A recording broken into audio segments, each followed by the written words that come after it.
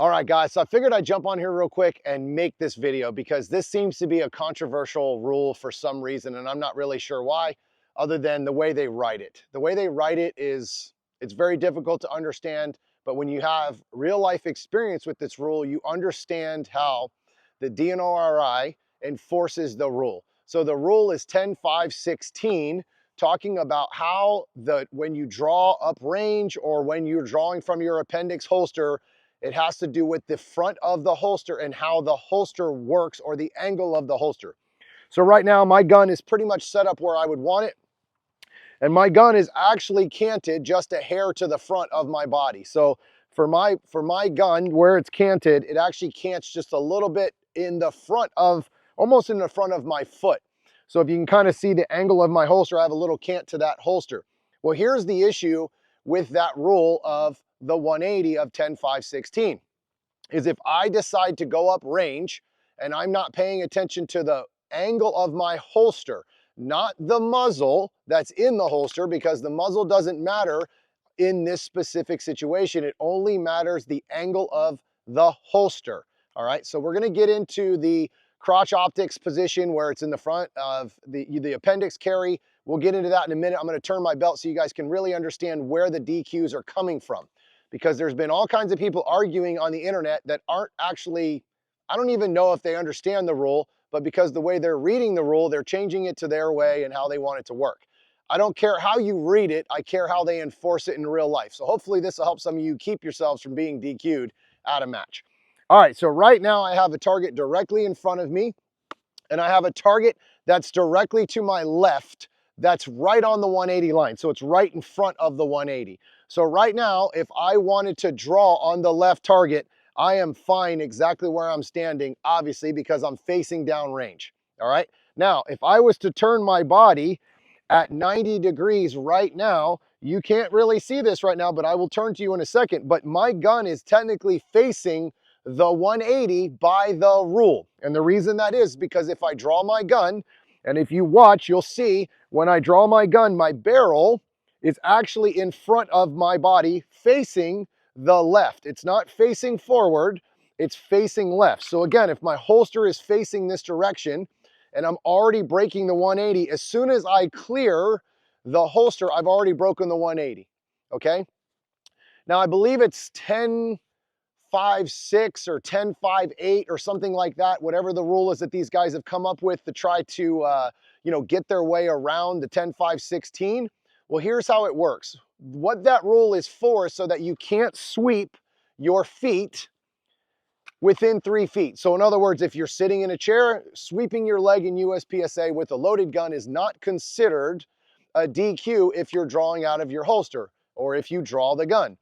That is why that rule is designed. So in other words, you can't sweep your feet if you move on the draw. That's how that works. They keep you from having to get DQs from, so in other words, you don't have to get the gun out, hold it forward, and then start to run. That's the whole reason that rule is designed. But during the 10.5.16, and I don't know how many times I have to explain this, it's all on how the angle of the holster works. All right, so let's get into this again. Let's talk a little bit about backstops, because the rule says nothing about back berm. It says backstop. Now, I don't know if many people know this, but if you look up the definition of backstop, it's actually what you're going to shoot into, which is the back berm. It doesn't matter if it's the back berm or a side berm. That's considered the berm, the backstop behind the target, okay? So if I'm going to draw on this gun, and I'm actually going to switch my belt around so we can just go right into the appendix. So right now I'm technically in an appendix carry with the way my gun is set up. This is one of the reasons I love dominant defense, because I can just move my belt around for examples. So right now I am in an appendix carry situation. Yes, this does not feel comfortable. I'm in an appendix situation. So right now, if you just look, if I'm facing you right now and I'm looking at this left target, I am at the, I'm actually not breaking 180 because my left hip is in front of that target. So in other words, if I was to draw right now, my hip is kind of facing the right corner, which means when I draw, I'm actually in front of the target with the gun. Now here's where there's an issue, and I'll go off the stick here so you can really see it.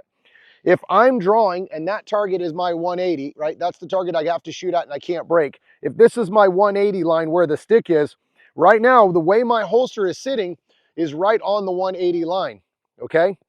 All I have to do to break the 180 is just shift my left hip even just a quarter of an inch, and I've already broken the 180 because of the way the rule is written, okay? The way the rule is written. So now if let's just say this stick here is my 180, this is where I have to keep my gun flush with. And this is the target I'm getting ready to draw on. It's pretty obvious that if this stick is my 180, now all of a sudden that 180 is in the center of my body, and that means I am breaking the 180 and absolutely pointing the gun uprange. So again, let's do this one more time so it's even clearer. Let's just say this is my range officer back here and he's about to beat my timer. This is the target that I want to shoot at right here, okay? I am inbounds right now. This is my side fault line. This is my rear fault line. Well, I just now faced that target on the left-hand side, and now that is my RO. So as an appendix shooter, when I draw the gun, by the rule, whether I draw the gun and point it down, point it right, or point it straight, I have still broken the rule of 10-5-16 by having my barrel or my holster, the front of my holster, facing that range officer. So when I draw my gun, I have technically drew my gun straight out and actually pointed my, yes, I know it's crazy, but I have pointed my holster at that RO, which is the reason why we broke the 180. So again, this has a lot to do with the way they determine what the rule means, not how we want to make it. It doesn't matter what we say or think. Obviously, you can say whatever you want on the internet. All that matters is how they're going to absolutely follow that rule and how they're going to end up giving you DQs because that's the way the rule is. I have dealt with this many times in a match. I have warned many squad mates to not DQ. I've seen this happen to many friends and many shooters, so I know what the rule is. You have to draw your gun first before you absolutely turn around. So if I want to go up range, I'm going to face here, I'm going to draw, and then I'm going to turn and run. You don't turn and then draw. It's an instant DQ. It doesn't matter if it's appendix or if it's on the side of your hip. It does not matter. It's the same rule. The rule goes off the front of the holster, not on the muzzle, not on the barrel. It goes on the front of the holster for that specific 10-5-16. One last thing about this rule that's very, very important to pay attention to. When you are done shooting, the rule still applies. So this does not change whether you have it on your hip, if you're in your regular rig, or if you're appendix carry. So let's just say I finished shooting this target. I am all done. Here's my 180 line. I need to turn my hip, unload, show clear, turn my hip, and then holster safely, because you can be DQ'd at the beginning of the stage as well as at the end of the stage. It's no different than if I had my rig in my normal position. I would, let's just say I shot a target over here on the 180 line, and as soon as I finished, I'm going to turn, unload, show clear, and I'm going to drop my gun into my holster. Make sure I'm facing down range, because all it takes is for you to move that muzzle 1 inch too far and you're going home. Again, this is not something that you just make up whatever you want. This is how it works. You have to understand these rules, and you have to understand how they're going to enforce these rules. And if you do that, it'll keep you in the match and keep you from getting DQ'd. Do I agree with this rule? Yes and no. There is a lot of safety issues in our sport, and if you don't pay attention to those safety rules, you have to pay. You will absolutely get somebody hurt. We take a lot of these things that we do in this sport for granted when it comes to safety, but it should never, ever, ever be something that gets put on the back burner. Again, if I have a fear, you might not be the person who points the gun at somebody, but all it takes is somebody to draw their gun and go like this, and the RO is standing right there, and then we have a major tragedy or accident in this sport. Also, and I have to get through this, I got to make sure I talk about this. I believe it's 10-5-8 that they keep bringing up, or 10-5-6. It's one of those, and I'm sorry for misquoting it. I don't happen to have the rule right in front of me, even though I went through, hours of conversations with people last night. There at never in any point in this sport is it okay to draw your gun and point up range, ever. There is never a rule that they allow that. So all of you folks that are talking about you have 3 feet that you can draw your gun and point it up range for up to 3 feet, you are absolutely going to be DQ'd. That is absolutely an unsafe act. And the fact that you think that that's okay is not okay. You cannot do that in this sport. It's completely unsafe, and do not be telling people that that's okay. The reason that rule was designed, and I'll have to change my belt here again, just so you can see this.